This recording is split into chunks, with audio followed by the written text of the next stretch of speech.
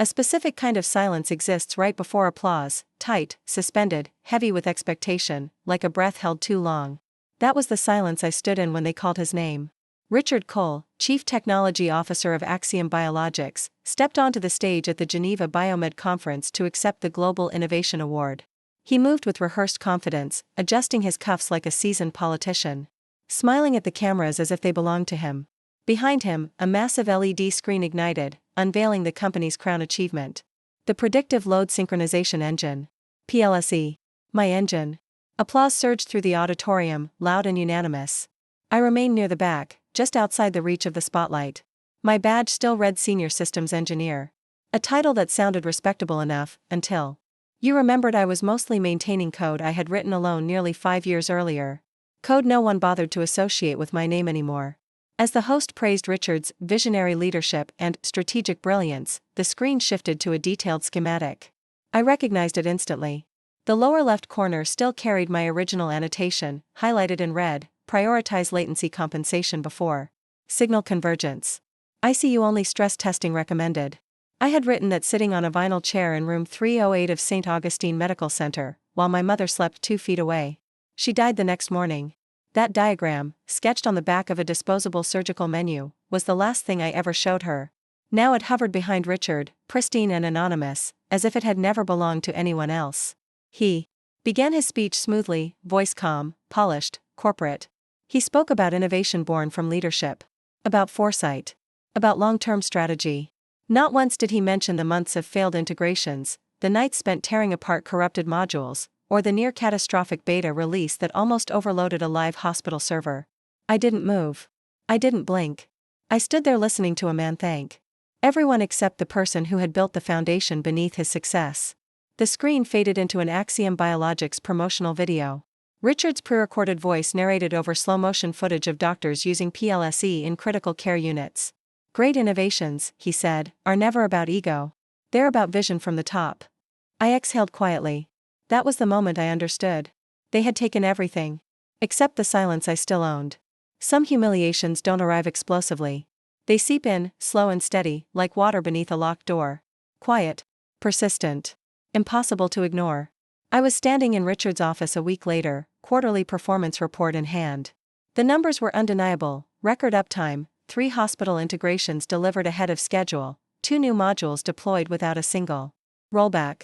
My department had outperformed every other technical division at Axiom for nearly 5 consecutive quarters. I didn't want praise. I didn't want fireworks. I wanted acknowledgement. A raise. A future. Richard didn't look up when I entered. He was scrolling through messages on his phone. "Evelyn," he said finally, glancing up with a thin smile. "Good timing. I was just reading feedback about your last deployment. Solid work." "Thank you," I replied, keeping my voice even. I wanted to discuss compensation. That did it. He leaned back slowly, lips tightening just enough to signal discomfort. "A raise," he said. "Walk me through your reasoning." I didn't hesitate. It's been 5 years. I've exceeded performance goals consistently, led cross-functional launches, trained every junior engineer on this team. The core system, we're still running on my architecture. He nodded the way professors do when a student answers almost correctly. "Evelyn," he said, "you're exceptional at what you do. No one disputes that." I waited. But compensation at this level isn't only about execution. It's about strategic value. Big picture thinking. My jaw tightened. "And 5 years of technical leadership doesn't count as strategic?" He chuckled softly, as if we shared an inside joke. "It's tactical. There's a difference." I didn't smile. "So when does tactical get rewarded?" Richard stood, smoothed his vest, and picked up his espresso cup. "You're valuable," he said gently. "You make the engine run. But not everyone is meant to steer the ship." That was it. No roadmap. No future plan. Just a polished dismissal wrapped in professional language. I left his office without another word. Back at my desk, I opened an old external drive. I needed proof, something that reminded me I hadn't imagined it all. Scrolling through archived folders, I found a file I hadn't opened in years. Adaptive Load Architecture, Final Draft. I clicked it. Filed March 3, 2018. Inventor, Evelyn Hart. Ownership, individual. I froze. I remembered filing it that weekend, the same weekend I spent in a hospital chair saying goodbye to my mother. I had forgotten the document existed. They hadn't. They just never took it. Not yet. And in that moment, standing alone in a quiet office, the feeling of being small, of being invisible, began to shift. I didn't remember the funeral clearly. Not the eulogy. Not the faces. Not even the scent of lilies lining the hospice windowsill. What stayed with me instead was the sound of my refrigerator humming at 2 a.m., louder than my own thoughts, in an apartment that suddenly felt too big for one person. I was sitting cross-legged on the cold tile floor, laptop balanced on a stack of unopened mail. My face was swollen from crying, eyes burning, hands trembling slightly as I reopened the draft I had written months earlier. The early version of the adaptive load engine. Back then, it didn't even have a name. Just fragments of logic, half-tested algorithms, diagrams scribbled on napkins, notebooks, and the backs of takeout menus. It was messy, incomplete, unproven. But it was mine. Somewhere between grief and exhaustion, I opened the patent portal and began filling in the forms. I remember hesitating at the ownership field, rereading the line. Twice to make sure I wasn't crossing some invisible line. Inventor, Evelyn Hart. Ownership, individual. I submitted the application at 2:46 a.m. The confirmation email arrived seconds later. And for the first time in 3 days, I breathed. I had lost my mother, my anchor, my compass, but I had secured one thing in the chaos. I had planted a flag and said, "This stays with me." Years later, staring at that same document at my desk inside Axiom Biologics, the memory hit with surgical clarity. The timestamp. The filing ID. My digital signature. It was all still there. I opened the company's internal IP database, heart pounding faster with every keystroke. I searched by date. By document ID. By architectural keywords. Nothing. No transfer agreement. No reassignment. No line tying my work to corporate ownership. They had taken credit. They had taken revenue. They had taken awards. But they had never taken ownership. It didn't feel like victory. It felt like a whisper in a quiet room. You're not powerless. I didn't confront anyone. I didn't send emails or document findings. I went home, changed into an old hoodie, and opened my laptop. There's a specific kind of silence that follows humiliation. Not empty, focused. Sharpened. The kind of quiet that exists right before something moves. That's where I was. The patent wasn't a weapon. Not yet. It was a matchstick, small, fragile, but enough to see the path ahead. So I started walking it. I rented a private cloud environment under an anonymized billing alias. Spun up a Linux container and named it hope_is_quiet, a name that felt less like irony and more like a promise. I encrypted the directories twice, patched every vulnerability I could think of, and disguised the instance under a neutral system label. Then I began again. Line by line. Module by module. I rebuilt the engine from scratch, cleaner, modular, scalable across multi-institution networks. Every flaw from the original version became a lesson. Every late-night deployment failure rewrote itself into restraint. This time, there were no shortcuts. No rushed deadlines. No executives stripping features they didn't understand. This version belonged to me again. Slack messages from Richard came and went. Hollow praise. Polite check-ins. I turned all of it into focus. Into progress. Into something precise. For the first time, I wasn't working for recognition. I was just building. That's when the email arrived. Subject, confidential. Inquiry, product alignment discussion. I almost ignored it, until the sender registered. Naomi Keller. CEO, Synapse Vault. The message was brief. Measured. We've been evaluating infrastructure solutions. A recent IP scan flagged a signature overlap between one of your published prototypes and our internal requirements. We'd like to talk. No accusations. No threats. Just curiosity. They had found my fingerprint, buried somewhere in old repositories, documentation remnants, forgotten trails of my first version. I closed the email and looked back at my terminal. Hope_is_quiet was still running. CPU steady. Logs clean. I wasn't afraid.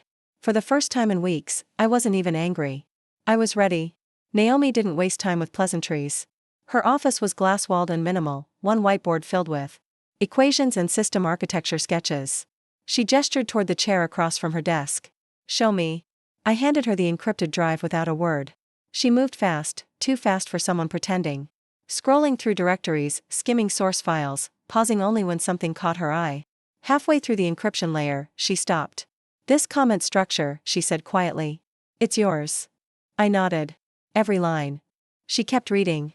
Her expression didn't change, but the air in the room did. This wasn't review anymore. It was recognition.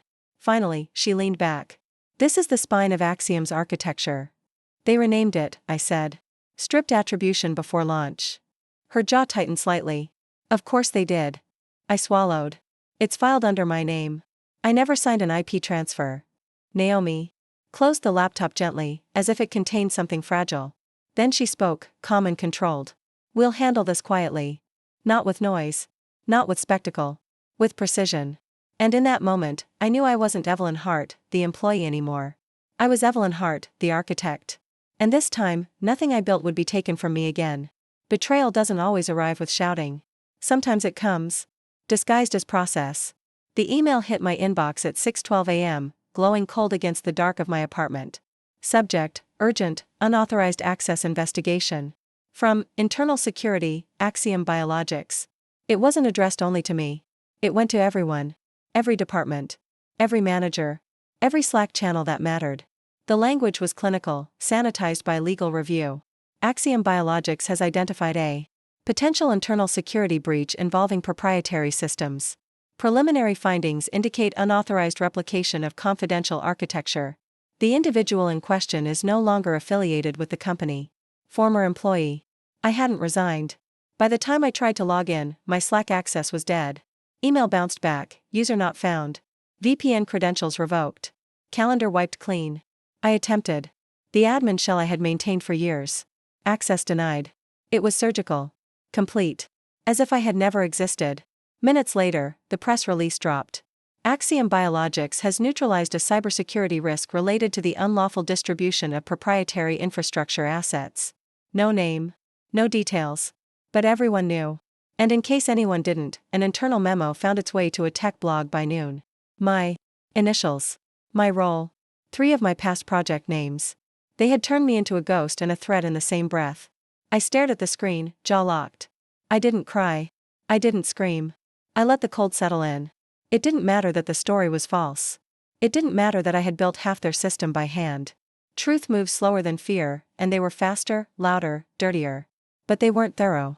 I crossed the room and pulled an old external drive from the back of a drawer, one I hadn't touched since my early development days. Inside was the last complete build of version 1.0. Full commit history. Timestamps. Personal comments written at 3 a.m. when only I was awake. My fingerprints were everywhere. Still, the lockout burned. They had taken everything they could see. What they didn't know was what they had forgotten. That night, a message arrived through Proton Mail from an address I didn't recognize. nondev432@mail.com. Subject: still here. The body contained a single sentence. They forgot to remove backup root access. Same credentials as before. Do what you need to do. I stared at it longer than I should have. Then I typed the string. Breath held. The terminal flickered. Access granted. User, root. Environment, Axiom Secure Vault. I didn't rush. I didn't touch anything. I watched. Logs streamed past. Internal discussions. Legal prep. Panic masked as procedure. Richard's fingerprints were all over it. The betrayal had been loud and public. What came next would be quiet. Retaliation doesn't always arrive with noise.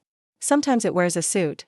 At 6:08 the next morning, an email landed in the inboxes of Axiom Biologics senior leadership. Subject: immediate action required, unauthorized use of proprietary technology. From Synapse Vault, IP Litigation Division. I didn't send it. Naomi did. The letter was calm. Formal. Lethal. It cited patent infringement. Unauthorized commercial use. Willful misrepresentation of ownership. Each claim backed by dates, identifiers, and filings. Patent filed March 3, 2018. Inventor, Evelyn Hart. Ownership, independent. Status, active. Then came the attachments. First, a high-resolution scan of my original patent filing, signature and timestamp intact. Second, commit histories from the original repository, every line traced back to my credentials, including comments Richard once told me to clean up later. Third, a Slack export from an old engineering channel. I had forgotten about this one. Richard's message sat there in plain text: Evelyn's backend logic is gold. Just rename the files and strip metadata. No one reads below the abstraction layer anyway. The final attachment was the one that broke them. A Zoom recording from early 2019. Richard leaned back in his chair, smirking at a junior product manager. She never signed an IP transfer, he said casually. Who cares? We're the ones scaling it. She should be thanking us. The The arrogance was unmistakable. By 8:45 a.m., internal chat systems at Axiom were on fire. An engineer I had mentored years ago messaged me privately. "They're panicking. Legal everywhere. Emergency syncs nonstop." I didn't reply. By 10 o'clock, my name was trending on tech Twitter. By 11:30, Synapse Vault released a public statement. "We stand by independent creators. Ethical innovation is not optional. Enforcement measures have begun." They never mentioned me. They didn't need to. My name was already everywhere, on filings, on logs, on a paper trail no PR team could erase. Axiom began scrubbing their presence within hours. Developer blogs vanished. GitHub contributions flipped to private. A 2021 white paper disappeared without explanation. Even a podcast interview where Richard once said, "This engine came from years of in-house vision," returned a clean 404. They were unraveling, quietly, digitally, one deletion at a time. I wasn't celebrating. This wasn't revenge. It was restoration. Not rage. Proof. And once proof is loose in the world, it doesn't stop moving. The collapse didn't sound like an explosion. It sounded like silence spreading. By Thursday morning, the lawsuit was public. Tech blogs caught the scent first, then mainstream outlets followed, layering speculation over facts, urgency over restraint. Startup darling Axiom Biologics accused of IP theft in landmark dispute. Who really built the system saving lives? Inside the architect they tried to erase. I watched it unfold from Synapse Vault's temporary war room, a repurposed co-working space Naomi jokingly called HQB. The walls were covered with legal briefs, architectural diagrams, timelines mapped in marker. An industrial coffee machine hissed nonstop in the corner like it was trying to keep up with the tension. Daniel Reeves, Synapse Vault's VP of Strategic Operations, paced with his phone pressed to his ear. Former IBM. Sharp-eyed. Always calm. He glanced at my screen mid-call. "You're everywhere," he said. I shrugged slightly. "Wasn't my intention." He smirked. "Sure." And the engine rebuilt itself. The real shift came at 10:21 a.m. No press conference. No announcement. Just a quiet update on a hospital network's website. Northline Health Network, one of the top 5 healthcare systems in the country, had migrated its infrastructure to Synapse Vault. A single tweet followed. "We believe in ethical technology. Proud to partner with Synapse Vault for next-generation diagnostic integration." That was the earthquake. My inbox refreshed. A message from Naomi. Subject, check CNBC. I clicked the link. Richard Cole was live on air. The segment banner read, "The IP crisis behind the code." On the left side of the screen, footage of me entering a conference hall years earlier, head down, badge visible. On the right, Richard sat stiffly in front of a bookshelf that looked hastily curated for credibility. His voice was tight, stretched thin beneath layers of media training. "Axiom Biologics has always valued its engineers," he said. "We're shocked by these allegations. We see ourselves as the victim of a misunderstanding, not misconduct." He didn't blink. I did. Because suddenly I remembered a smaller room, the company kitchen, years ago, when there were only 11 of us. Richard handing me a slice of grocery store cake on my birthday. "Keep building like this, Evelyn," he'd said. "Your name will be on every floor of this place." Now he couldn't say it on television. My phone buzzed. Another Proton Mail message from the anonymous contact. This time, it wasn't text. It was a screenshot. An internal company-wide email thread. Subject, legal exposure, immediate. Action required. Richard's name sat at the top. Begin data purge protocols. Anything referencing the engine pre-2019. Slack. Drive. Git. Clean it all. My stomach tightened, not with fear, but with something heavier. Grief. Not for the company. For the version of myself that once believed loyalty would protect her. Across the room, Daniel lowered his phone. "They're spiraling," he said. "Pulling documents. Offline faster than we can archive." I nodded, eyes still fixed on Richard's frozen expression as CNBC cut to commercial. I should have felt victorious. Part of me did. But beneath it was mourning, for the years I gave freely, for the trust one extended without safeguards, for the belief that building quietly would be enough. That belief was gone now. And in its place stood someone who understood how power really worked. With records. With patience. With truth that could not be spun. By the end of the third week, Axiom Biologics was a shell. 70% of their clients paused or canceled contracts. 2 major healthcare systems quietly switched vendors. Board meetings turned into closed-door emergency sessions. Then the leaks started. Emails. Slack threads. Entire Jira histories spilling into private forums and anonymous repositories. But the final blow wasn't public. It was financial. Eden Capital and Arctin Ventures, Axiom's largest backers, announced they were withdrawing investment. Eden's statement was brief. We are reassessing our position in light of recent findings regarding unlicensed intellectual property and governance failures. No outrage. Just oxygen being removed.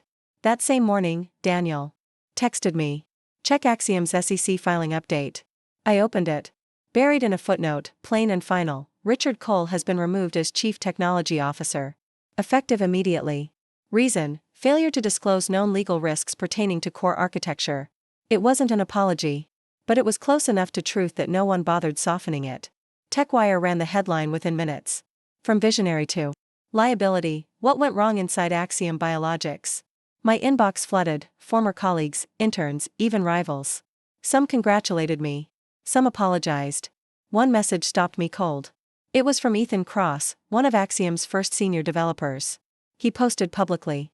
I watched Evelyn Hart build this system from nothing. She was erased for being humble and trusting. They stole from her, and now no one can deny it.